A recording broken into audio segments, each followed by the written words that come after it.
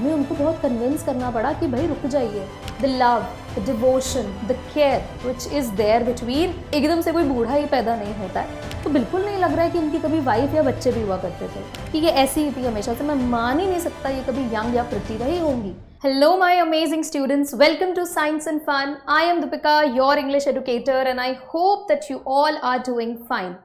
तो class 11th आज हम लोग आपकी हॉर्नबिल बुक का एक बहुत ही प्यारा सा चैप्टर कवर करेंगे which is the portrait of a lady. And to be very honest ये मेरा काफ़ी फेवरेट चैप्टर है और आपका भी हो जाएगा by the end of the video.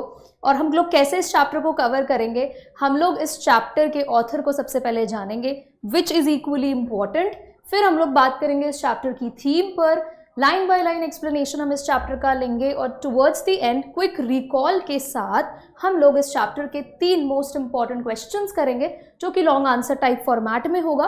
वहाँ से आप अपने short answer type easily frame कर पाओगे। सो वीडियो को आपको एंड तक ज़रूर देखना है सो दैट अगर चैप्टर के बीच में से भी कोई क्वेश्चन आपसे पूछ लिया जाता है या कोई इंपॉर्टेंट फ्रेज आपसे पूछ लिया जाता है तो आप ईजिली उसको आंसर कर सको। अब ये जो चैप्टर है, देखो इसका नाम है the portrait of a lady और इसमें जो वर्ड पोर्ट्रेट यूज़ हुआ है, आई एम श्योर आपको लग रहा होगा कि ये किसी तरह की पेंटिंग या किसी तरह की पिक्चर या किसी तरह के स्नैप की बात हो रही है, लेकिन ऐसा कुछ नहीं है। हमारे जो ऑथर हैं खुशवंत सिंह, इंडियन ऑथर है भाई, नाम तो आप लोगों ने सुना होगा और अगर नहीं भी सुना है तो कमेंट्स में फटाफट से इनके नाम को एकदम स्पैम कर दो ताकि याद रहे ऑथर का नाम आपको, जो हमारे एग्जाम के लिए इंपॉर्टेंट होता है। कभी डायरेक्टली या इनडायरेक्टली भी आपसे ऑथर का नाम पूछ लेते हैं, आपको लॉन्ग आंसर टाइप में भी हेल्प मिलता है इन केस आप ऑथर के नाम को याद रखते हो, just to start with an answer. अब खुशवंत सिंह ने जो पोर्ट्रेट यहाँ पर मेंशन किया है ये किसी तरह की पेंटिंग या किसी तरह की ड्राइंग नहीं है। उन्होंने एक ट्रिब्यूट दिया है अपनी ग्रैंड मदर को और हमें प्रेजेंट किया है उनके कैरेक्टर को इवॉल्व करते हुए, हमें उन्होंने दिखाया है अपनी इस स्टोरी के थ्रू। आप कह सकते हो कि ये एक ऑटोबायोग्राफी है। नाउ जल्दी से मुझे कमेंट्स में बता दो भाई व्हाट इज़ एन ऑटोबायोग्राफी। काफ़ी ऑलरेडी आप चैप्टर्स ऐसे पढ़ चुके होंगे आपकी क्लास 10th में जिसको हम ऑटोबायोग्राफी बोल सकते हैं, तो वो भी एग्जाम्पल दे दो कि और कौन सी ऑटोबायोग्राफीज आपने पढ़ी है। अब खुशवंत सिंह ऐसा नहीं था कि हार्डकोर एकदम डेडिकेटेड ऑथर ही थे, बहुत बड़े पॉलिटिशियन रहे हैं, जर्नलिस्ट रहे हैं, लॉयर रहे हैं और खुशवंत सिंह का ये मूविंग ट्रिब्यूट है। ट्रिब्यूट का मतलब क्या होता है? ट्रिब्यूट इज श्रद्धांजलि जिसे आप कहते हो, है ना, an act to show gratitude. वो अपनी ग्रैंड मदर को एक सेंस ऑफ ग्रैटिट्यूड वो दिखाना चाहते थे, जिसकी वजह से उन्होंने ये पूरा चैप्टर, ये पूरी स्टोरी हमारे सामने प्रेजेंट की और कहीं ना कहीं ये उनकी फर्स्ट स्टोरी थी अपने long and distinguished famous renowned writing career में, है ना। और वो पूरे के पूरे चैप्टर में ना रिकॉल करते हैं, याद करते हैं अपनी ग्रैंड मदर के साथ उस क्लोज फ्रेंडशिप को। ऑब्वियसली अब ट्रिब्यूट दिया है, श्रद्धांजलि दी है, तो इसका क्लियर सा मीनिंग ये है कि grandmother was no more in his life. तो अपनी ग्रैंड मदर को याद करते हुए उन्होंने पूरा एक रिप्रेजेंटेशन हमें दे दिया है और जैसे जैसे आप इस चैप्टर को पढ़ते हो इमीडिएटली आपके दिमाग में एक विविड डिस्क्रिप्शन बनता चला जाता है। आप इमेजिन करते चले जाते हो उनकी मदर को एज अ कैरेक्टर। और अगर मैं एक छोटा सा कनेक्शन ड्रॉ करूं तो आप काफ़ी हद तक लिंक कर सकते हो पंचायत के जगमोहन और उसकी दादी को, उनके बॉन्ड को। ऑल्दो स्टोरी बहुत डिफरेंट वहाँ चली जाती है, बिल्कुल अलग, थोड़ा सा ज़्यादा ड्रामेटिक उस सीरीज़ में दादी है, लेकिन आप फिर भी एक वो बॉन्ड क्लियरली समझ सकते हो जो खुशवंत सिंह अपनी ग्रैंडमदर के साथ शेयर करते थे। और काफ़ी स्टूडेंट्स, काफ़ी बच्चे अपनी ग्रैंडमदर के साथ ऐसा बॉन्ड शेयर करते हैं। तो बिल्कुल हम इस चैप्टर में ये सब कुछ पढ़ने वाले हैं।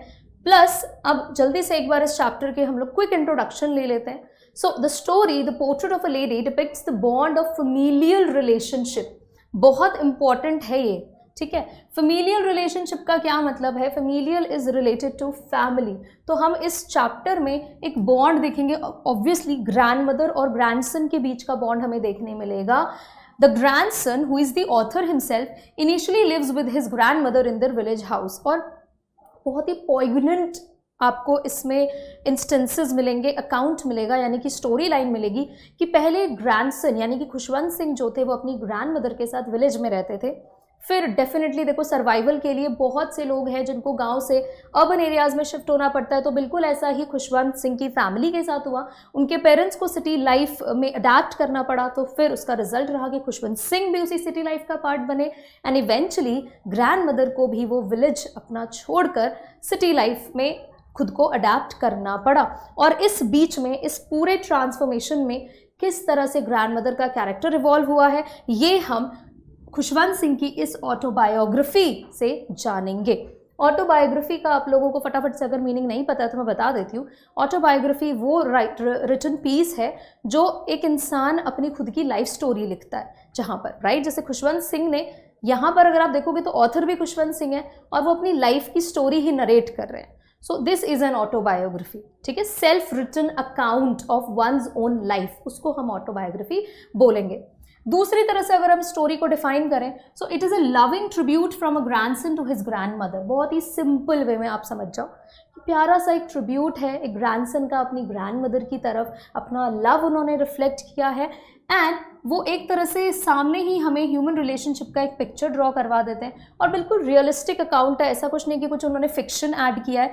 किस तरह से grandparents give all their time attention and love to their grandchildren, बहुत ही इंपॉर्टेंट थीम ये रेज करता है जिसके बारे में हम लोग अभी बात करते हैं। सो पहली थीम तो इस चैप्टर से क्लियर हो जाती है, talks about grandmother grandson relationship, the love, the devotion, the care which is there between these two people, है ना, होता है ना ग्रैंड पेरेंट्स। अब यहाँ पर स्पेसिफिकली ग्रैंड मदर की बात हो रही है, लेकिन ग्रैंड पेरेंट्स अगर हम देखें एज अ होल तो अपने ग्रैंडसन या ग्रैंड डॉटर के साथ बहुत अच्छा एक रिलेशनशिप ड्रॉ करते हैं, आई मीन बॉन्ड उनके बीच में होता है। दूसरा हम लोग यहाँ पर जो प्रोमिनेंट थीम देखेंगे वो देखेंगे जनरेशन गैप का। बहुत सी चीज़ों में बहुत से इंसिडेंट्स आप लोग खुद भी एक्सपीरियंस करते होगे, ज़रा मुझे कमेंट्स में बताओ कब ऐसा आपको रियलाइज़ हुआ है कि there is a generation gap between you and your grandparents. यहाँ आप देखोगे इस चैप्टर में बहुत से ऐसे इंसिडेंट्स आएंगे जहाँ पर ग्रैंड मदर वुड भी नाराज़, है ना, शी वुड बी अपसेट कि नहीं मेरे हिसाब से ये चीज़ नहीं हो रही है, I use to do this thing differently, लेकिन अब ऐसा नहीं है। तो हाँ, थोड़ा सा क्लैश आप देखोगे, there will be a conflict जो इस चैप्टर में रिफ्लेक्ट होगा, जो क्लियरली हमें ये थीम दिखाता है that there is a generation gap. It's just that हमें बहुत ही कामली और स्मूथली उसको हैंडल करना होता है, ठीक है। चलो हम लोग फटाफट से चैप्टर को लाइन बाय लाइन समझते हैं। तो चैप्टर देखो किस तरह से शुरू होता है। My grand mother like everybody's grand mother was an old woman. Now ये माई कौन है यहाँ पर? सो माई इज द ऑथर हिमसेल्फ, ठीक है, खुशवंत सिंह की बात यहाँ पर हो रही है और वो बोल रहे हैं कि मेरी ग्रैंड मदर सभी के ग्रैंड मदर जैसे एक ओल्ड वुमन थी। ऑब्वियसली हमें पता है वो बूढ़ी थी। ग्रैंड मदर सुनते ही दिमाग में कोई ऐसा तो नहीं है कि एकदम यंग फिगर आता है, इमीडिएटली जो इमेज बनती है वो कुछ इस तरह की इमेज बनती है। ऐसी इमेज तो किसी की भी नहीं बनती होगी ग्रैंड मदर को देखकर, right. And she had been old and wrinkled for the 20 years that I had known her. और पिछले 20 साल से जब से मैं उन्हें जानता हूँ वो मुझे ओल्ड और रिंकल्ड ही दिखी हैं। Now what does this word wrinkled mean? So having lines और फोल्ड, रिंकल्ड इस चेहरे पर जब झुर्रियाँ पड़ती हैं उसको हम बोलते हैं। People said that she had once been young and pretty and had even had a husband, but that was hard to believe. लोग कहते हैं कि भाई एक टाइम पर ये बड़ी सुंदर हुआ करती थी। अब ऑब्वियस है, देखो प्रैक्टिकल बात है कि ग्रैंड मदर सीधा तो ग्रैंड मदर नहीं बनी ना। साइंस के स्टूडेंट्स हैं तो अच्छे से आप लोग ये बेसिक साइंस तो समझते हो, even if you are from commerce, even if you are from humanities, ये तो समझते हो कि एकदम से कोई बूढ़ा ही पैदा नहीं होता है, राइट। तो यहाँ पर खुशवंत सिंह ये बात एडमिट करते हैं कि लोग कहते हैं कि भाई वो एक टाइम पर यंग हुआ करती थी, प्रिटी हुआ करती थी, बट और इनफैक्ट उनका एक हस्बैंड भी था, बट ये मैं नहीं मान सकता। It was hard to believe, बड़ा ही मुश्किल है इस बात पर यकीन करना। अब क्योंकि ग्रैंडफादर की बात आई है, ग्रैंड मदर के husband would be grandfather, no, तो यहाँ से वो हमें पूरा का पूरा डिस्क्रिप्शन देते हैं ग्रैंडफादर का। ये पैराग्राफ थोड़ा सा इम्पॉर्टेंट है क्योंकि इसके अलावा चैप्टर में ग्रैंडफादर की बहुत ज़्यादा कहीं और बात नहीं हुई है। उन्होंने अपने ग्रैंडफादर के इस पोर्ट्रेट से, ना ये लिटरल वो पोर्ट्रेट है जो हम लोग इस वर्ड से समझते हैं, ठीक है, इस तरीके की एक पिक्चर जिसमें सिर्फ इतना एरिया हमें विजिबल होता है, specifically the face and the shoulder area, right. So ये पोर्ट्रेट है, लेकिन खुशवंत सिंह जो पोर्ट्रेट ड्रॉ कर रहे हैं रिटन फॉर्म में हमें ग्रैंड मदर इमेजिन करवा रहे हैं। So we will enjoy that, right. So grandfather कैसे उन्होंने डिस्क्राइब किया कि उनका जो पोर्ट्रेट है ना वो इस mantelpiece, now this is a mantelpiece, है ना। अब इसको आप लोग हिंदी में क्या बोलते हो ये मुझे कमेंट्स में बता दो जल्दी से। इसको बोला जाता है मैंटल पीस, जहां पर इस तरह से ठंड में हम लोग अपने हाथ सेकते हैं, राइट। सो मैंटल पीस के ऊपर ही उनके ग्रैंडफादर का पोर्ट्रेट लगा हुआ है। He wore a big turban, उनके सर पर एक बहुत बड़ी सी टर्बन है, पगड़ी है, and loose fitting clothes, loose fitting उनके कपड़े हैं। His long white beard covered the best part of his chest, उनकी बड़ी सी दाढ़ी है जो उनके चेस्ट एरिया को कवर कर लेती है। और इस फोटो में वो एटलीस्ट 100 ईयर्स ओल्ड लग रहे हैं, 100 साल के वो ग्रैंडफादर उनके लग रहे हैं। He did not look the sort of a person who would have a wife और चिल्ड्रन। और अगर इस फोटो को देखें तो बिल्कुल नहीं लग रहा है कि इनकी कभी वाइफ या बच्चे भी हुआ करते थे, ऐसा लग रहा है पता नहीं 100 साल के ही थे हमेशा से। He looked as if he could only have lots and lots of grandchildren। इनको देखकर तो लग रहा है इनके सिर्फ पोता पोती ही हो सकते हैं, बच्चे या वाइफ तो नहीं हो सकते। सो दिस इज अ डिस्क्रिप्शन। यहाँ से आप लोगों के लिए जो इंपॉर्टेंट है वो है ग्रैंडफादर का फिजिकल डिस्क्रिप्शन, फिजिकल अपीयरेंस जो हमें यहाँ पर बताया गया है कि टर्बन उन्होंने पहना है, बेड है एंड सो ऑन। तो इधर का आप नोट जरूर ले लेना, right. Now, as for my grandmother being young and pretty, the thought was almost revolting. Now, this is an important line. बहुत important line है, आप अपने आंसर्स में भी इसको यूज कर सकते हो। खुशवंत सिंह के लिए ये जो विचार है, ये जो थॉट है ना, ये बहुत ही रिवोल्टिंग है। रिवोल्ट करने का मतलब क्या होता है? रिबेल करना। सो इस पूरी लाइन का मतलब है हार्ड टू बिलीव। उनके लिए इस बात पर यकीन करना बहुत मुश्किल है कि उनकी ग्रैंडमदर कभी यंग भी थी, प्रिटी भी थी। She often told us of the games she used to play as a child. और वो हमेशा अपने बचपन के गेम्स हमें बताया करती थी। That seemed quite absurd and undignified on her part, and we treated it like the fables of the prophets she used to tell us. Right? और जो भी वो हमें बताती थी, absurd का मतलब क्या होता है? Absurd का मतलब होता है illogical, है ना, जिसका कोई सर है ना पाँव है, right? So बहुत ही absurd और अनडिग्निफाइड हमें लगता था, फूलिश सा लगता था जो भी वो बता रही होती थी। और हमें लेकिन फिर भी हम ऐसा सुनते थे जैसे प्रॉफिट से हमको कोई स्टोरी सुनने मिल रही है, ठीक है, प्रॉफिट से हमको कोई स्टोरी सुनने मिल रही है, इस तरह से हम उसको परसीव करते थे। ऑल्दो वो सिर्फ और सिर्फ अपने बचपन के गेम्स हमें बताया करती थी। अब यहाँ पर हमें प्रेजेंट किया है फर्दर ग्रैंड मदर का फिजिकल अपीयरेंस, ये भी उतना ही इम्पॉर्टेंट है इस चैप्टर से। क्लियर?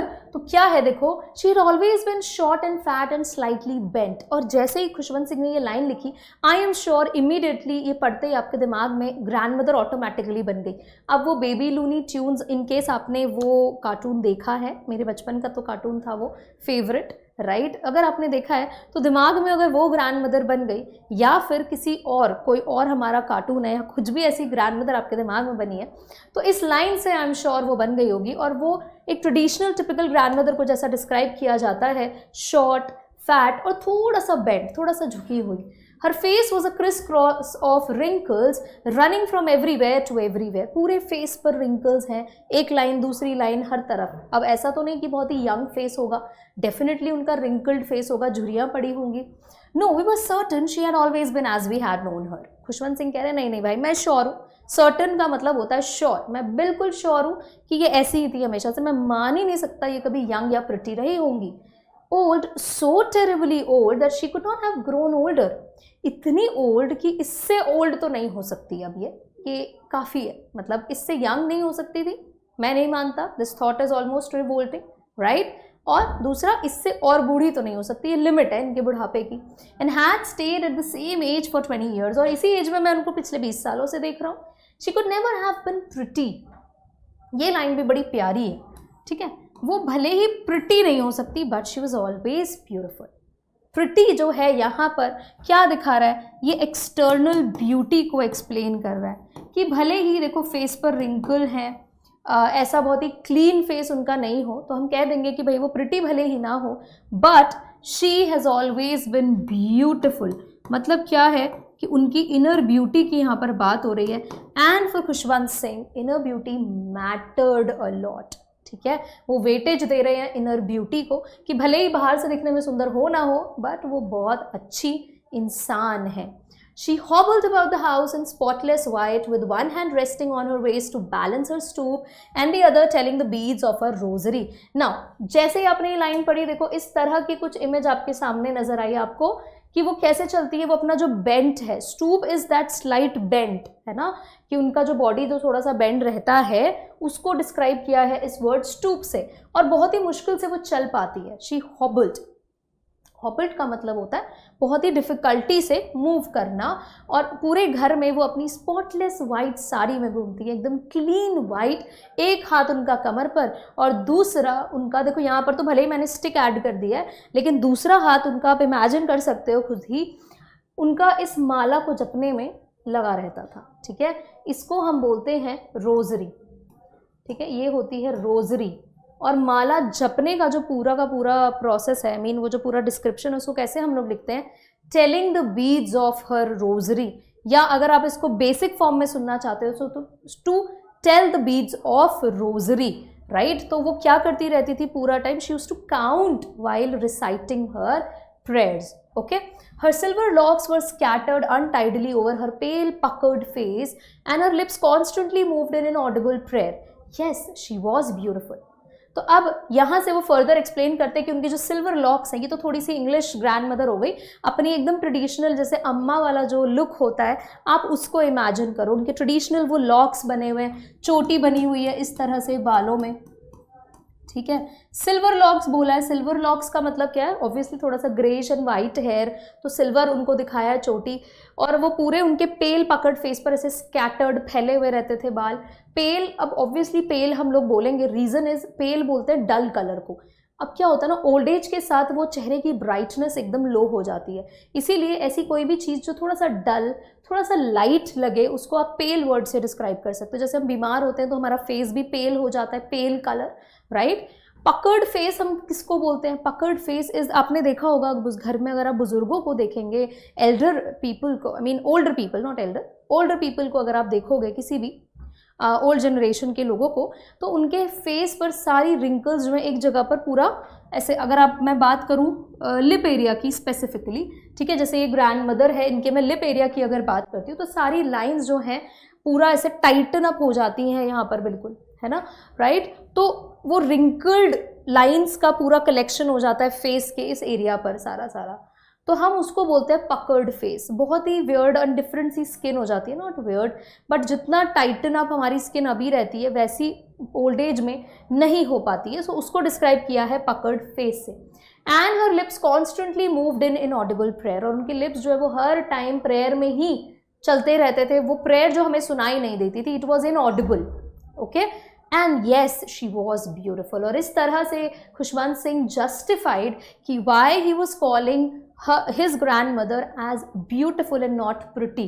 ठीक है, ये पूरा का पूरा description is again very important. और उन्होंने क्या बताया, और उन्होंने क्या कंपेयर किया, देखो, she was like the winter landscape in the mountains. क्या बोला है कि मेरी जो ग्रैंड मदर थी ना, वो बिल्कुल एक विंटर लैंडस्केप जैसी थी। ठीक है, विंटर लैंडस्केप इस तरह की इमेज को बोला है कि जो सर्दियों में हमें सीन दिखाई देता है ना माउंटेन्स का, बिल्कुल वैसी थी। क्यों बोला है ऐसा? She was an expanse of pure white serenity, breathing peace and contentment। ये बिल्कुल पीसफुल, satisfied, ठीक है, contentment का मतलब होता है satisfaction, बहुत ही सुकून मिलता था उन्हें देखकर। सो ये जो an expense of pure white serenity है ना, ये क्या है एक्चुअली, इसका मीनिंग क्या है? इट रेफर्स टू द काम, peaceful and serine character of the author's grand mother. ठीक है, ऑथर की ग्रैंड मदर के सीरीन और काम फेस को डिस्क्राइब करने के लिए ये बोला गया है। Now my grandmother and I were good friends. अब यहाँ से खुशवंत सिंह ने अपनी ग्रैंड मदर और अपना एक बहुत प्यारा सा रिलेशनशिप हमें डिस्क्राइब किया है, that they were good friends. तो ये वाला ना उनके, ऐसा समझ लो, उनके इस स्टोरी का फेज 1 हमें देखने मिलेगा। ठीक है, जब वो क्या थे, वो फ्रेंड्स थे। ठीक है, उनके बीच में एक फ्रेंडशिप वाला बॉन्ड था, और उस टाइम पर खुशवंत सिंह के जो पेरेंट्स थे ना, they left him with her when they went to live in the city. वो अपनी ग्रैंड मदर के साथ ही उन्हें छोड़ गए। आई मीन खुशवंत सिंह जो है अपनी ग्रैंड मदर के साथ रहने लगे थे, और पेरेंट्स उनके सिटी में चले गए for their survival and for livelihood of course. और ये दोनों साथ में थे तब से लेकर काफ़ी लंबे टाइम तक, और एक अच्छा बॉन्ड डेवलप करने के लिए ये time period was enough. She used to wake me up in the morning and get me ready for school। वो क्या करती थी, सुबह सुबह उन्हें उठाती थी, स्कूल के लिए रेडी कराती थी। एंड सुबह सुबह अपनी मॉर्निंग प्रेयर वो बोलती थी, लेकिन वो कैसी प्रेयर होती थी? It use to be monotonous sing song.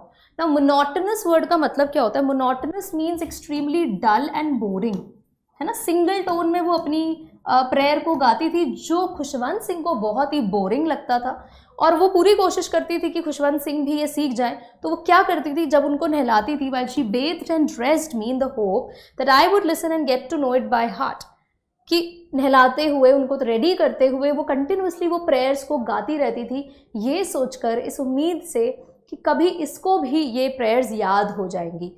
I listened because I loved her voice but never bothered to learn it। और खुशवंत सिंह कहते हैं कि हाँ, मैंने उनके ये प्रेयर्स सुनी बिकॉज मुझे उनकी आवाज़ बहुत पसंद थी, लेकिन मैंने कभी इतना एफर्ट नहीं डाला कि मैं ये प्रेयर्स को याद करूँ। So he never bothered, he never cared to learn those prayers, he was not interested in learning those prayers। लेकिन देखो ग्रैंड मदर कितने स्वीट मैनर में उनको सारी की सारी प्रेयर्स सिखाना चाह रही, बहुत ही इनडायरेक्ट वे में, पर बच्चों को ऐसे ही सिखाया जाता है, राइट। उसके बाद वो क्या करती थी? she would fetch my wooden slate which she had already washed and plastered with yellow chalk, a tiny earthen ink pot and a red pen, tie them all in a bundle and hand it to me। अब Khushwant Singh school जाते थे तो उनके लिए क्या करती थी? एक वुडन स्लेट, इस तरह की वुडन स्लेट वो साथ में कैरी करती थी, ठीक है। ये वुडन स्लेट आप समझ लो। अब फेच वर्ड का मतलब होता है टू ब्रिंग या टू कैरी। तो वो वुडन स्लेट जो है लेकर आती थी, उसको अच्छे से वॉश करके, उसको प्लास्टर वगैरह करके, जो भी उसमें क्लीनिंग करनी है येलो चॉक से, सब कुछ वो करके लाती थी। एक छोटा सा मिट्टी का इंक पॉट लेकर आती थी, एक रेड पेन लाती थी, बंडल में उनको पूरा अच्छे से टाई किया और वो सीधा खुशवंत सिंह के हाथ में ये सारी चीज़ें रख देती थी। और ब्रेकफास्ट देखो वो किसका करते थे? स्टेल चपाती का। स्टेल होता है बासी, यहाँ पर बासी रोटी की बात हो रही है। तो ऐसा नहीं था कि देखो बहुत ही सिंपल और बेसिक लाइफस्टाइल डिस्क्राइब कर रहे हैं खुशवंत सिंह, कुछ ऐसा बहुत ऑर्नामेंटल नहीं है ना, कुछ ऐसा एग्जैजुरेटेड लाइफस्टाइल नहीं है, सिंपल विलेज लाइफ वो डिस्क्राइब कर रहे हैं। तो वो क्या करती थी? ब्रेकफास्ट में थिक स्टेल चपाती उनको देती थी, थोड़ा सा उसमें बटर लगाकर, शुगर उसके ऊपर स्प्रेड करके, ऐसा नहीं कुछ एकदम फैशनेबल सैंडविच कुछ बनाकर दे रही है, इतना सिंपल खाना, राइट। और वो दोनों स्कूल चले जाते थे। She carried several stale chapatis with her for the village dogs. और ऐसा नहीं था कि सिर्फ खुशवंत सिंह को वो रोटी देती थी, वहाँ गांव के जो स्ट्रे डॉग्स होते थे, जो आवारा डॉग्स होते थे, उनके लिए वो बहुत सारी बासी रोटियां लेकर चलती थी। My grandmother always went to school with me because the school was attached to the temple. अब ग्रैंड मदर स्कूल पढ़ने नहीं जाती थी, ठीक है, वो उनको साथ लेकर जाती थी क्योंकि साइड में ही एक विलेज टेम्पल भी था। एंड हमें पता चल चुका है कि grandmother was a religious person. आप उनके कैरेक्टर स्केच में ये डाल सकते हो, है ना। She was a kind person. Kindness कैसे दिख रही है कि देखो वो विलेज डॉग्स को भी खाना खिला रही है, और ऐसे ही आप देखोगे आगे चल के वो नेचर के अलग अलग एलिमेंट्स को किस तरह से इतनी प्यार से केयरिंग वे में ट्रीट करती थी। The priest taught us the alphabet and the morning prayer. अब जो वहाँ के प्रीस्ट थे, ऐसा तो कुछ हाई प्रोफाइल स्कूल बिल्डिंग नहीं थी, वहीं जो वहाँ के प्रीस्ट थे वो बच्चों को पढ़ाते थे, उनको मॉर्निंग प्रेयर कराते थे। While the children sat in rows on either side of the veranda, singing the alphabet or the prayer in a chorus, my grandmother sat inside reading the scriptures। जब उस टाइम पर छोटे छोटे से बच्चे अपने अल्फ़ाबेट्स पढ़ रहे हैं, प्रेयर्स गा रहे हैं, मेरी ग्रैंड मदर क्या कर रही होती थी? वो अंदर अपनी स्क्रिप्चर्स को पढ़ रही होती थी ना। स्क्रिप्चर्स क्या होते हैं? स्क्रिप्चर्स होते हैं वो जैसे इस तरह के राइटिंग जो बहुत ही किसी भी पर्टिकुलर रिलीजन में बहुत ही सेक्रेड, बहुत ही पवित्र माने जाते हैं, उनको स्क्रिप्चर्स कहा जाता है। When we had both finished, और जब हम दोनों का काम हो जाता था, मैं पढ़ाई कर लेता था, मेरी ग्रैंड मदर स्क्रिप्चर पढ़ लेती थी, हम क्या करते थे? हम वापस घर साथ में जाते थे। This time the village dogs would meet us at the temple door. और इस बार तो विलेज डॉग्स बिल्कुल दरवाजे पर ही खड़े हो जाते थे। They followed us to our home growling and fighting with each other for the chapatis we threw to them. और इस तरह से दे यूज्ड टू ग्राउल, है ना। ये इमेज देखकर आई एम श्योर आपको ग्राउलिंग वर्ड सुनाई भी देने लगा होगा। तो जैसे ही वो उनके बीच में हम लोग चपातीज थ्रो करते थे, they used to fight for it, right, उनके तरफ जो भी चपातीज रखी होती थी। अब इसके बाद क्या हुआ? तो वो फर्स्ट फेज हमने देख लिया विलेज का, हमें पता चल गया कि कितना प्यारा बॉन्ड दोनों में था as grandmother and grandson. अब यहाँ आगे देखो क्या हुआ, यहाँ से इनका सेकेंड फेज चालू हो जाता है, ठीक है। फेज 2 आप समझ लो। थोड़ा सा आप यहाँ पर डिस्टर्ब आप हो गए बिकॉज अब एक सेपरेशन दोनों के बीच में आने लगेगा। कैसे? When my parents were comfortably settled in the city, they sent for us. हुआ क्या? जब मेरे पेरेंट्स जो है यानी खुशवंत सिंह के पेरेंट्स इजीली और कंफर्टेबली सेटल हो गए सिटी में, उन्होंने क्या किया, ग्रैंड मदर को और खुशवंत सिंह को बुलवा लिया. They called them, right. That was a turning point in our friendship. Important है ये बहुत ज़्यादा कि क्वेश्चन पूछ लेते हैं कि टर्निंग पॉइंट उनकी फ्रेंडशिप का क्या था. अब दोनों की फ्रेंडशिप में एकदम ऐसे एक देखा जाए तो मूवीज़ में होता है ना कि एकदम क्लाइमैक्स आ जाता है, सब कुछ बदलने को रेडी, एकदम ऐसा एंग्जाइटी और एक्साइटमेंट एक टॉप पर होता है, पीक पर होता है. तो बिल्कुल वैसा यहाँ पर हुआ. उनकी फ्रेंडशिप में आ गई टर्निंग पॉइंट. अब क्या होने वाला है ऐसा? Although we shared the same room, अब सिटी में है तो वो थोड़ा सा बॉन्ड जो है वो देखने नहीं मिलेगा. दोनों ऑल्दो सेम रूम शेयर करते थे. My grandmother no longer came to school with me. हालांकि दोनों सेम रूम में थे, लेकिन अब ग्रैंड मदर उनको स्कूल तक छोड़ने नहीं आ सकती थी. I use to go to an English school in a motor bus, क्योंकि अब ग्रैंडसन यानी कि खुशवंत सिंह एक इंग्लिश स्कूल में जा रहे थे. वहाँ उनको कोई प्रीस्ट नहीं पढ़ाएगा, वहाँ उन्हें कोई स्क्रिप्चर्स नहीं पढ़ाएगा, और ग्रैंड मदर भी साथ में नहीं जा रही क्योंकि वो तो मोटर बस में स्कूल जा रहे हैं, right. There were no dogs in the streets. जैसे विलेज में डॉग्स हुआ करते थे स्ट्रीट्स में, यहाँ कुछ नहीं है. और अब ग्रैंड मदर किसे फीड करे? तो grandmother took to feeding sparrows in the courtyard of our city house. हमारे सिटी हाउस का जो वरांडा था, कोर्टयार्ड था, वहीं पर बैठकर वो किसको फीड करती थी? वो स्पैरोज को फीड उन्होंने करना शुरू कर दिया. तो फिर से हम इनकी काइंडनेस देख सकते हैं. As the years rolled by, और जैसे जैसे साल बीते, we saw less of each other. अब हम एक दूसरे को बहुत कम देख पाते थे. For some time she continue to wake me up. कुछ टाइम तक तो वो मुझे सुबह उठाती थी and get me ready for school. School के लिए रेडी तो करती थी, लेकिन फिर भी वो डिस्टेंस आने लगा था. When I came back and she would ask me what the teacher had taught me, I would tell her English words and little things of Western science and learning, the law of gravity, Archimedes principle, the world being round, etc. और जब अब city life में grand mother जब खुशवंत सिंह से पूछती थी कि बताओ तुमने आज क्या पढ़ा स्कूल में. अब खुशवंत सिंह एक इंग्लिश स्कूल में जाते थे, तो डेफिनेटली वहाँ पर वो साइंस से रिलेटेड चीज़ें पढ़ रहे होंगे, तो वो सारे टर्म्स सब कुछ बताते थे. आर्किमिडीज प्रिंसिपल हमने पढ़ा और हमने ग्रेविटी के बारे में पढ़ा एंड सो ऑन. अब ग्रैंड मदर को ये सब चीज़ें तो नहीं आएंगी. This made her unhappy. कहीं ना कहीं वो ये ऐसा नहीं था कि अपने बच्चे के प्रोग्रेस देखकर वो उदास थी, बट क्योंकि वो एक कनेक्शन अब नहीं बन पा रहा था दोनों के बीच में, so this thought made her unhappy. She could not help me with my lessons. अब वो मुझे मेरे लेसन्स के साथ हेल्प नहीं कर पा रही थी. She did not believe in the things they taught at the English school. और उनको ना इंग्लिश स्कूल में जो भी चीज़ें पढ़ाई जाती थी खुशवंत सिंह को, उन पर ग्रैंड मदर का उतना फेथ नहीं था. And she was distressed. Distressed का मतलब आप समझ लो अपसेट, या आप बोल दो said, that there was no teaching about God in the scriptures. और मेन रीज़न उनके डिस्ट्रेस का यही था कि वहाँ पर गॉड के बारे में नहीं बताया जाता था, स्क्रिप्चर्स के बारे में कुछ नहीं बताया जाता था बच्चों को. साइंटिफिक वर्जन पढ़ाई का प्रेजेंटेड था इंग्लिश स्कूल में. तो ये एक तरह से आप ऐसे समझो कि कैटलिस्ट का काम किया इस पर्टिकुलर पॉइंट ने दोनों के बीच में डिस्टेंस लाने का, क्योंकि अब वो कनेक्शन भी कुछ नहीं रहा था. One day I announced that we were being given music lessons. और एक दिन तो देखो क्या हुआ, खुशवंत सिंह ने ये इन्फॉर्म किया अपनी ग्रैंड मदर को कि हम लोग ना म्यूज़िक लेसन्स लेते हैं. She was very disturbed. उनको तो ये बिल्कुल अच्छा नहीं लगा. To her music had lewd associations. Important line, you can use this in your answer.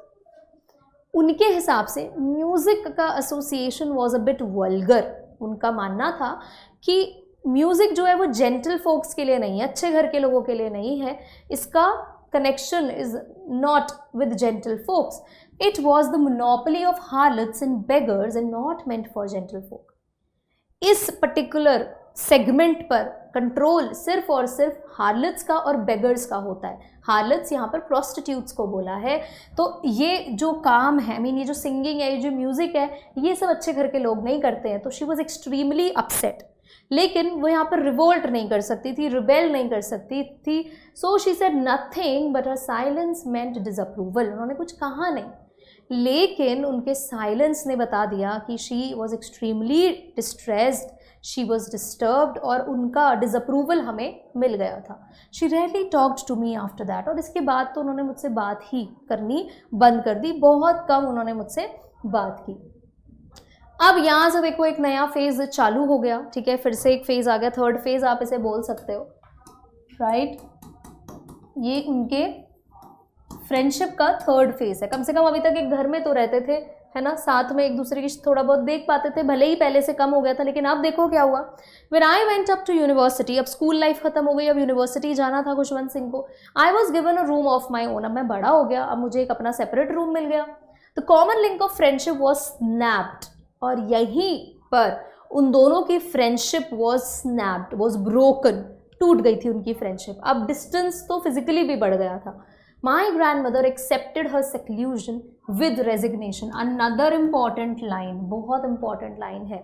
Grand mother ने अपना ये सेक्लूजन क्या होता है, ये लोनलीनेस, ये अकेलापन बिना किसी तरह के कंप्लेन किए एक्सेप्ट कर लिया, ठीक है. विद रेजिग्नेशन का मतलब होता है कि आप जब कोई कंप्लेन नहीं कर रहे हो, सामने से जाके जैसे रिज़ाइन कर देते हैं ना, छोड़ के चले जाते हैं, बिल्कुल वैसे ही ग्रैंड मदर ने अपने इस लोनलीनेस को, इस अकेलेपन को एक्सेप्ट कर लिया without any revolt, without any complaints. She rarely left her spinning wheel to talk to anyone. और अब उन्होंने क्या करना शुरू किया, उन्होंने स्पिनिंग व्हील पर काम करना शुरू कर दिया. और अब वो किसी से भी बात नहीं करती थी, यहाँ से उठती तक नहीं थी. Only okay from sunrise to sunset she sat by her wheel spinning and reciting prayers. सुबह से लेकर शाम तक वो स्पिनिंग व्हील पर काम करती थी, अपनी प्रेयर्स रिसाइट करती थी. और सिर्फ आफ्टरनून में she relaxed for a while to feed the sparrows. थोड़ी देर के लिए रिलैक्स होती थी, सिर्फ और सिर्फ स्पैरोज को फीड करने के लिए. While she sat in the veranda breaking the bread into little bits, hundreds of little birds collected round her, creating a veritable bedlam of chirrupings. और जब वो वरांदा में बैठकर इस तरह से बर्ड्स को खिलाया करती थी, तो hundreds of birds, बहुत सारी बर्ड्स इनके चारों तरफ, अभी जो पीछे आपने इमेज देखी थी कि सारी बर्ड्स इनके आसपास आ गई हैं, वो बहुत ज़्यादा कियोस वहाँ पर क्रिएट करती थी. और इधर से एक बहुत ही सुंदर फ्रेज आपको मिला है, अ वेरिटेबल बेडलैम ऑफ चिरपिंग्स. क्या मतलब होता है? वेरिटेबल इज ट्रू, जैसे there is this French word verite, तो वहाँ से आया एकदम ट्रूली.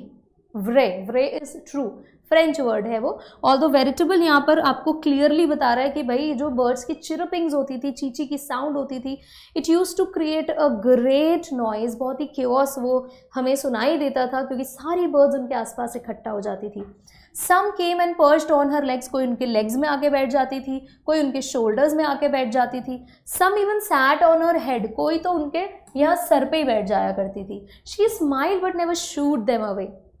वो सिर्फ स्माइल करती थी, कभी उन्हें भगाती नहीं थी. It use to be the happiest half hour of the day for her. और उनके लिए ये हैप्पीएस्ट हाफ आवर होता था.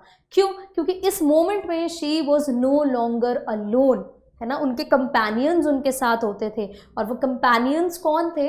ये बर्ड्स.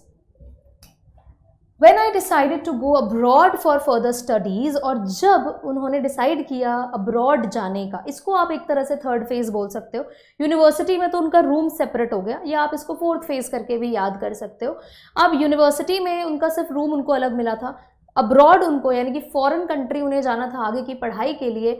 यहाँ पर खुशवंत सिंह श्योर थे कि मेरी ग्रैंड मदर जो है वो अपसेट हो जाएंगे, क्योंकि अब डिफरेंट कंट्रीज़ में वो दोनों होंगे.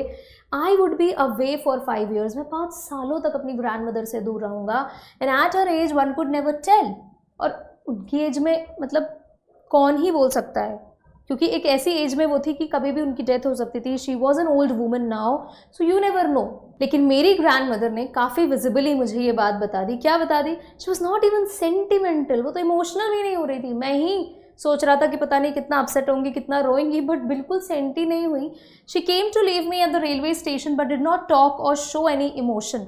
वो मुझे रेलवे स्टेशन तक छोड़ने आई, कोई इमोशन नहीं दिखाया, कोई बात नहीं की. हर lips moved in prayer, her mind was lost in prayer. Okay, उनके लिप्स जो है वो प्रेयर में बिजी थे, उनका माइंड जो है वो प्रेयर में लॉस्ट था. बिल्कुल स्पिरिचुअल प्रेजेंटेशन हमें मिली है यहाँ से. उनके fingers they were busy telling the beads of her rosary. वो माला जप रही थी continuously. And silently she kissed my forehead. उन्होंने सिर्फ खुशवंत सिंह का फोरहेड किस किया. And when I left I cherished the moist imprint as perhaps the last sign of physical contact between अस.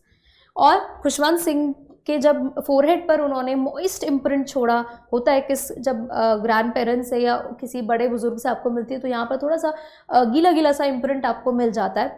तो Khushwant Singh was celebrating that. उनको लगा कि शायद इसके बाद उनकी ग्रैंड मदर उन्हें नहीं मिलेंगी, ये आखिरी एक फिजिकल कॉन्टैक्ट उन दोनों के बीच का था। But that was not so, but ऐसा कुछ नहीं हुआ। After 5 years I came back home and was met by her at the station. 5 साल बाद मैं घर आया, मुझे वापस से मेरी ग्रैंड मदर स्टेशन पर मिली। She did not took a day older, और वो एक दिन भी बूढ़ी नहीं लग रही थी। She still had no time for words, और आज भी उनके पास बात करने का बिल्कुल टाइम नहीं था। And while she clasped me in her arms. Now clasped word का मतलब होता है ऐसे टाइटली हग करना, टाइटली होल्ड करना। तो उन्होंने बहुत टाइटली खुशवंत सिंह को हग किया, पर खुशवंत सिंह फिर भी उनको कंटिन्यूस रिसाइट करते हुए सुन सकते थे। Even on the first day of my arrival, पहले दिन जिस दिन मैं आया, her happiest moments were with her sparrows. मुझे लगा था मेरे साथ वो खुश होंगी, बट अभी भी सारा का सारा क्रेडिट, सारा का सारा टेंशन उन स्पैरोज ने ले लिया। whom she fed longer and with frivolous rebukes, important phrase, जिनको वो बड़े प्यार से खिलाती भी थी और मज़े मज़े में डांटा भी करती थी। तो रिब्यूक्स का मतलब होता है स्कोल्डिंग्स, राइट। और फ्रिवलस मतलब ऐसा नहीं कि बहुत सीरियसली स्ट्रिक्टली डांट रही हैं, बहुत ही क्यूट से ऐसे कि अरे तुम खा नहीं रही हो, जैसे हम अपने पेट्स को डांटते हैं, डॉग्स को हम लोग डांटते हैं। डेफिनेटली हमें पता है कि हमें रिप्लाई नहीं मिलने वाला है, जिस तरह से हम लोग उन्हें क्वेश्चन कर रहे हैं, डांट रहे हैं, तो उस तरह की डांट फटकार जो प्यारी प्यारी सी मीठी सी डांट होती है उसको बोला जाता है फ्रिवलस रिब्यूक्स। तो सारा अटेंशन जो है वो बर्ड्स का था, स्पैरोज का था। खुशवंत सिंह के साथ अभी भी कोई बहुत ज़्यादा हैप्पी मोमेंट उन्होंने शेयर नहीं किया। ना इन द इवनिंग, लेकिन शाम को एक चेंज आ गया। शी डिड नॉट प्रे, उन्होंने प्रेयर करनी छोड़ दी।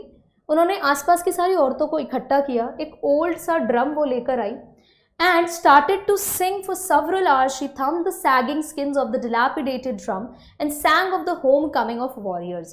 अब वो क्या कर रही थी, शाम को सडनली उन्होंने सारे नेबर्स के लेडीज़ को बुलाया और काफ़ी देर तक वो इस तरह से एक ड्रम को कंटिन्यूसली बीट करती रही, थम करती रही। Sagging skins of the dilapidated drum का क्या मतलब है?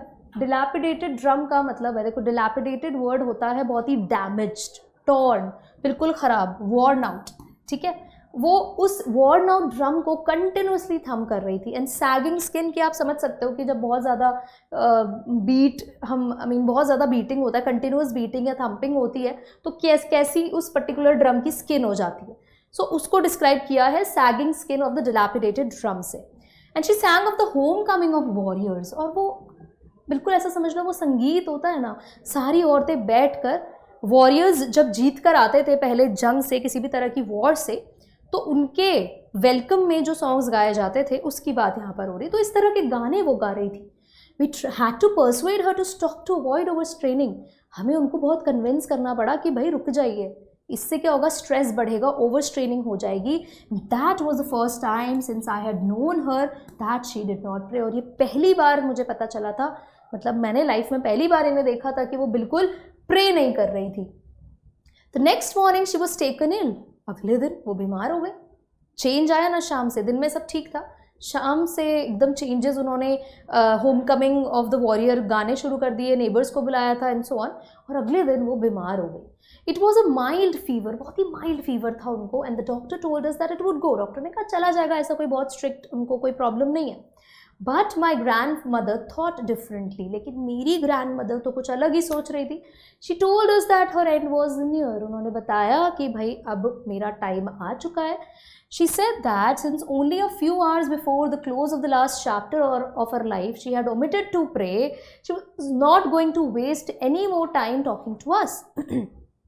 और यहाँ पर उन्होंने क्या बोला, देखो इमीडिएटली, कि आखिरी के कुछ पल, अभी जैसे मैं कल ठीक थी, मैंने प्रेयर करना छोड़ दिया था, ओमिट कर दिया था। ओमिटेड वर्ड का मतलब होता है स्किप्ड, ठीक है। उन्होंने स्किप कर दिया था प्रेयर करना अपने लाइफ के लास्ट चैप्टर की तरफ। तो अब मैं 1 मिनट भी बातें करने में वेस्ट नहीं करूँगी। I want to pray. We protested, हम सभी ने कोशिश की कि अभी इस मोमेंट में वो प्रेयर वगैरह ना करें, but she ignored our protest, उन्होंने इग्नोर कर दिया हमें totally. She lay peacefully in bed praying and telling her beads, वो पीसफुली अपने बेड पर लेटी रही, अपने बीड्स को काउंट करती रही, प्रेयर रिसाइट करती रही। Even before we could suspect, इससे पहले कि हमें कुछ समझ आता, हमें कुछ शक होता हर लिप्स स्टॉप्ड मूविंग, उनके लिप्स जो है वो चलने बंद हो गए और रोजरी, वो जो माला थी उनके हाथ से नीचे गिर गई, उनके लाइफलेस फिंगर्स से नीचे गिर गई। इसका मतलब है that the grandmother was dead, she passed away. A peaceful pallor spread on her face, उनके फेस पर एक पेल कलर सडनली आ जाता है। और होता है, अगर आप कोई भी डेड पर्सन का फेस देखोगे तो वो बिल्कुल पेल हो जाता है, एक अजीब सा येलो कलर आप उसमें देखोगे। And we knew that she was dead, और हमें समझ में आ गया कि she was no more. We lifted her off the bed, हमने उनको बेड से उठाया। एंड एज इज कस्टमरी, और जैसा कि ट्रेडिशन था, laid her on the ground. यही होता है कि हम लोग कॉर्प्स को, डेड बॉडी को बेड पर नहीं रखते, उनको नीचे लिटा दिया जाता है। तो यही ट्रेडिशन था, यही कस्टम था, उनको नीचे लिटाया गया। And covered her with a red shroud, और एक लाल कपड़े से उन्हें कवर किया गया। Shroud is a cloth. After a few hours of mourning we left her alone to make arrangements for her funeral. कुछ घंटों के मॉर्निंग सेशन के बाद, ना व्हाट इज मॉर्निंग, जब क्या होता है कि घर में किसी की डेथ हुई है, कोई सॉरो वाला इमोशन वहाँ पर आप जब एक्सप्रेस करते हो, you start crying, that is called morning. ठीक है, ग्रीविंग पूरा का पूरा जो हम करते हैं, रोते हैं। तो इस सब के बाद क्या हुआ, लेफ्ट हर अलोन, हमने उनको कुछ देर के लिए अकेला छोड़ दिया क्योंकि बाकी अरेंजमेंट्स करने थे उनके फ्यूनरल के लिए। In the evening we went to her room with a crude stretcher to take her to be cremated, और शाम को हम उनके पास एक स्ट्रेचर लेकर गए। Crude stretcher is basic simple सा एक स्ट्रेचर हम उन्हें लेकर गए उनके क्रीमेशन के लिए, क्योंकि हिंदू कल्चर में क्या होता है, डेड बॉडी को बर्न किया जाता है, तो उसके लिए उनको ले जाना था।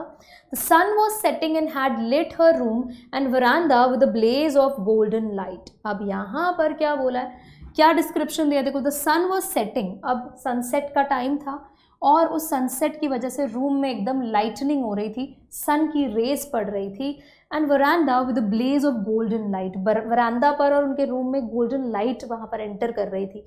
We stopped half way in the courtyard, हम अपने कोर्टयार्ड में आधा ही चलते हुए रुक गए। All over the veranda and in her room, right up to where she lay dead and stiff, wrapped in the red shroud, thousands of sparrows sat scattered on the floor. जहाँ पर देखो, जहाँ पर उनको रखा गया था ना, पूरे वरांदा पर, उनके रूम में जहाँ पर भी वो पड़ी हुई थी, जहाँ पर उनकी बॉडी रखी गई थी, रेड कपड़े में उनको पूरा कवर किया गया था। Thousands of sparrows were there, बहुत सारी स्पैरोज वहाँ पर आकर फैल गई। There was no chirruping, एक साउंड उन स्पैरोज की हमें सुनाई नहीं दी। ऐसा होता थोड़ी है कभी भी, बर्ड जहाँ पर है आपको ऐसा नहीं होगा कि बिल्कुल भी चिरपिंग साउंड नहीं आएगी।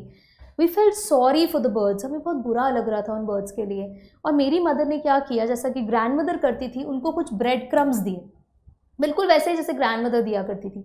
She broke it into little crumbs, छोटे छोटे पीसेस में उनको तोड़ा, बिल्कुल वैसे ही जैसे ग्रैंड मदर किया करती थी। And threw it to them.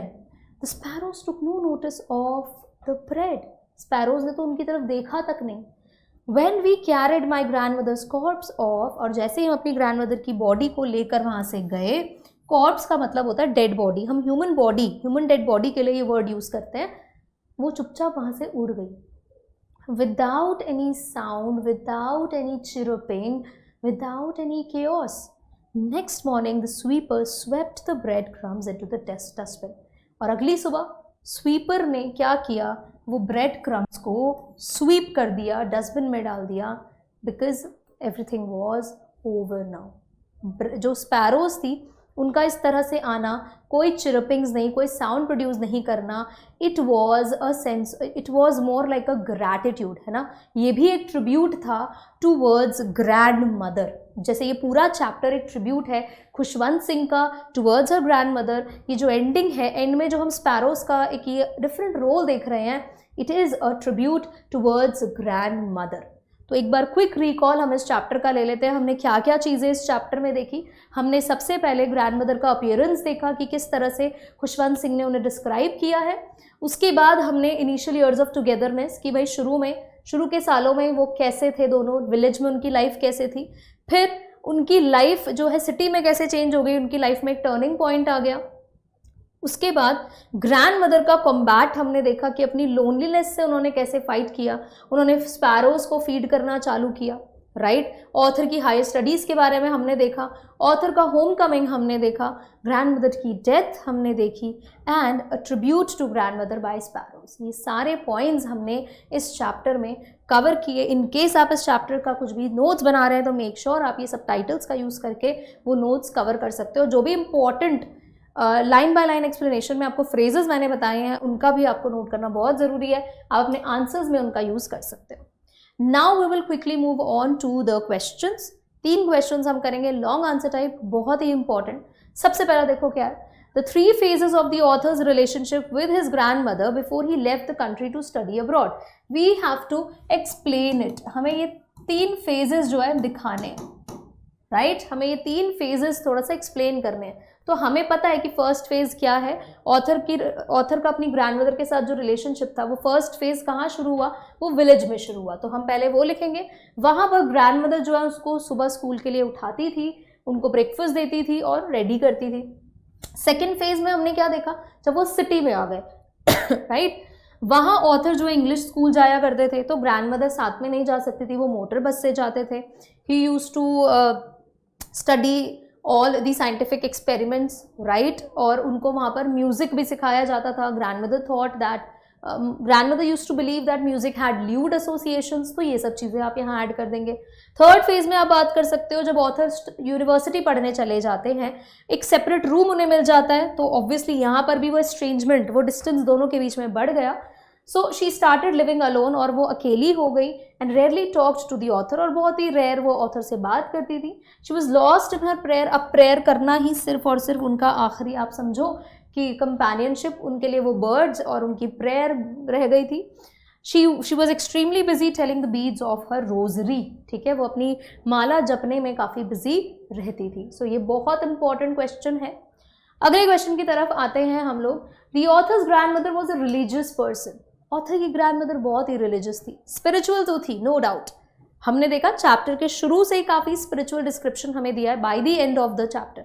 देखो डेथ से पहले भी उनको जब रियलाइज़ हुआ कि मेरी लाइफ का लास्ट चैप्टर और मैंने प्रे करना ही बंद कर दिया, तो इमीडिएटली शी स्टार्टेड प्रेइंग, है ना, और डेथ से जस्ट पहले भी वो प्रे ही कर रही थी। सो हमें काफ़ी क्लियरली दिख जाता है that grandmother was a religious person. So what are the different ways in which we come to know this. तो हमें कैसे पता चला, ऐसा तो नहीं था कि खुशवंत सिंह ने कोई ड्राइंग हमें दिखाई थी या कोई वीडियो चलाया था कि हाँ भाई वो ये वाला भजन कर रही हैं, ये वाला कीर्तन कर रही हैं, ऐसा नहीं है ना, उनका डिस्क्रिप्शन से हमें पता चला। तो हम लोग कैसे आंसर करेंगे, the author's grandmother was a religious lady with a kind heart. Kind heart आप लिखना चाहो नहीं लिखना चाहो आपके ऊपर है। सबसे पहले तो देखो जो सेगमेंट आप ऐड करोगे वो यही वाला कि she used to tell the beads of her rosary, ये सबसे पहला उनका जो एक स्पिरिचुअल साइड दिखाता है उनकी पर्सनालिटी का, तो ये हम लाइन लिख सकते हैं। कॉन्स्टेंटली उनके लिप्स जो है मूव करते थे इन एन इनऑडिबल प्रेयर। आप देख रहे होगे मैंने इनको डबल कोट्स में रखा है, उसका रीज़न है कि ये चैप्टर से डायरेक्टली लिए गए फ्रेजेस हैं। तो अगर आप लोग अपने चैप्टर के कोई भी फ्रेज को एज इट इज़ यूज़ कर रहे हो, मेक श्योर कि आप उनको डबल कोट्स में डालो, राइट। हाँ, अगर श्योर हो, अगर आपको वो लाइन एकदम क्लियरली याद नहीं है तो आप उसको अपने फॉर्म में अपनी तरह से अपने हिसाब से स्ट्रक्चर कर सकते हो। She said her morning prayer in monotonous sing song, अपनी मॉर्निंग प्रेयर वो गाया करती थी बहुत ही बोरिंग मैनर में, इस उम्मीद से कि ऑथर भी सीख जाए। Every day she went along with the author to his school, और वहाँ पर वो टेम्पल में बैठा करती थी, वो जो उसके साथ ही अटैच था, वो होली बुक्स पढ़ती थी, स्क्रिप्चर्स, यानी कि वो घंटों तक स्क्रिप्चर्स पढ़ती थी। और उनको क्या यकीन था कि देखो गॉड्स एंड स्क्रिप्चर्स के बारे में बच्चों को पढ़ाया जाना चाहिए, और उनको ये आइडिया बिल्कुल अच्छा नहीं लगा कि इंग्लिश स्कूल्स में या सिटी स्कूल कह लो, वहाँ पर बच्चों को गॉड एंड स्क्रिप्चर्स के बारे में नहीं पढ़ाया जा रहा था। बच्चों से मेरा मतलब यहाँ पर स्पेसिफिकली अपने ग्रैंडसन की बात, बाकी बच्चों से उन्हें खास कोई ऐसा मतलब हमें चैप्टर में दिखाया नहीं गया, बट ग्रैंडसन ये नहीं पढ़ते थे, तो इस बात से वो बड़ी डिस्टर्ब थी। ग्रेजुअली, धीरे धीरे, she turns to recite prayers throughout the day. अब पहले जहाँ वो इतना सारा काम करती थी उस बीच में प्रेयर कर रही होती थी, अब टोटल डिवोशन उनका प्रेयर्स की तरफ ही था, because she was all alone, है ना। Khushwant Singh was no more an important part of her life, वो तो अपनी पढ़ाई में बिजी, लाइफ में बिजी हो गए थे। And before dying she stopped talking to her family. So जो मरने से पहले फैमिली मेम्बर से बात करना बंद करके she started praying and counting the beads of her rosary. Third question, ये तो बहुत बहुत इंपॉर्टेंट है, एक तरह से पूरे चैप्टर का आपको समरी यहाँ से मिल जाएगा। क्या बोला है, describe the changing relationship between the author and his grandmother. Author और उनकी ग्रैंडमदर का चेंजिंग रिलेशनशिप। शुरू में कैसा था, फिर कैसा हुआ, और उसके बाद एंड में क्या रिजल्ट रहा उनके इस रिलेशनशिप का। आई मीन इवेंचुअली कैसे उनका रिलेशनशिप बना, इवॉल्व किया, right. Did their feelings for each other change, क्या एक दूसरे के लिए उनकी फीलिंग्स चेंज हो गई थी। तो ये हम इस आंसर में कैसे करें, आई मीन इस क्वेश्चन को हम कैसे अटेम्प्ट करेंगे। सो हम लोग शुरू करते हैं बिल्कुल सिटी से, कि टर्निंग पॉइंट जो है उनका सिटी में ही जाकर आया। आप लोग चाहो तो विलेज लाइफ पहले डिस्क्राइब कर सकते हो, जो हम पिछले क्वेश्चन में ऑलरेडी अटेम्प्ट कर चुके हैं। The initial part you can add it here, कि विलेज में वो ऐसे थे। मैंने यहाँ ऐड नहीं किया बिकॉज वो रिपीटेटिव हो जाएगा काफ़ी, ठीक है। आप वो भी ऐड कर सकते हो, क्योंकि एग्जाम में बहुत ज़्यादा क्वेश्चन तो एक चैप्टर से आएंगे नहीं, 1 या 2 क्वेश्चन ही हार्डली आपको देखने मिलते हैं। सो विलेज वाला आप ऐड कर सकते हो, कि जब विलेज में थे तो उनकी लाइफ कितनी सिंपल और कितने अटैच्ड वो दोनों एक दूसरे से थे। लेकिन जब हम सिटी लाइफ की बात करें तो यहाँ पर एक टर्निंग पॉइंट आ जाता है उन दोनों के रिलेशनशिप में, ऑथर और ग्रैंडमदर के बीच में। ऑल्दो दोनों का सेम रूम था, लेकिन फिर भी the author's grandmother did not go with him to school any more. वो स्कूल नहीं जाती थी साथ में, है ना, बिकॉज अब वो इंग्लिश स्कूल में पढ़ते थे, वो मोटर बस से जाते थे। और वहाँ पर खुशवंत सिंह ने क्या पढ़ना शुरू करा था, वेस्टर्न एंड साइंटिफिक चीज़ों को पढ़ना शुरू किया था, जिसमें कि ग्रैंडमदर क्या ही हेल्प करती, right. She also hated the music lessons, music lessons भी उन्हें कुछ खास पसंद नहीं थे। क्यों? क्योंकि उनका मानना था कि भाई music had lewd associations, vulgar associations. और उसके बाद ऑथर जब यूनिवर्सिटी चले गए हायर स्टडीज़ के लिए, तो उन्होंने अपना ये सेक्लूजन विद रेजिग्नेशन एक्सेप्ट कर लिया। यहाँ पर हम इन्वर्टेड कॉमास रख सकते हैं इफ़ यू वांट टू। फिर उन्होंने क्या किया भाई, spinning wheel, reciting prayers, feeding birds, यही उनका आखिरी जो है मोटिवेशन बन गया to sustain her life. When the author was going abroad she didn't show any emotion. और सोचो, ऑथर को लगा था कि भाई मैं बाहर जाऊंगा, my grandmother would be upset, but she didn't go sentimental, है ना, वो बिल्कुल भी इमोशनल नहीं हुई, कोई उन्होंने इमोशंस नहीं दिखाए, बस क्वाइटली उसको फोरहेड पर किस किया। एंड ऐसा नहीं था कि दोनों के मन में एक दूसरे के लिए कोई हेट्रेड था, the feelings didn't change, it's just that situation ऐसी हो गई, है ना। और यही होता है, हम लोग इस चैप्टर से, ये मतलब नहीं है कि बच्चे ये सोचे कि हमें पढ़ने नहीं जाना चाहिए, हमें अपने ग्रैंड पेरेंट्स के साथ ही रहना चाहिए, इट्स नॉट अबाउट दैट। एक जो कॉन्स्टेंट गिल्ट ट्रिप हमारे मन में होता है कि we are not able to spend enough time with our grandparents और लेट्स से पेरेंट्स, है ना, तो ऐसा नहीं है, फीलिंग्स चेंज नहीं हुई है, इट्स जस्ट दैट सिचुएशन ऐसी है कि हमें इस तरह से ही सोसाइटी में सस्टेन करना पड़ता है। And their feelings didn't change. ये हम और किस बेसिस पर बोल रहे हैं, बिकॉज ग्रैंडमदर ने देखो अपने बच्चे का जो होम कमिंग था वो कितने अच्छे से सेलिब्रेट किया। जब खुशवंत सिंह वापस आए तो शी स्टार्टेड सिंगिंग, है ना, she thumped the dilapidated drum, right. तो इस तरह से we can counter these questions and I hope कि आप ये तीनों क्वेश्चंस अच्छे से अटेम्प्ट करोगे। एंड इफ़ यू वांट तो आप खुद से भी इसको अटेम्प्ट करो, आप कमेंट्स में अपने जो भी आंसर्स हैं, जो भी आप फ्रेजेस आपको समझ नहीं आए हैं तो आप वो डेफिनेटली पूछ सकते हो। प्लस कोई आपके इनपुट्स है related to this chapter, you can mention in the comment section. I will see you in the next video. Thank you so much and bye bye.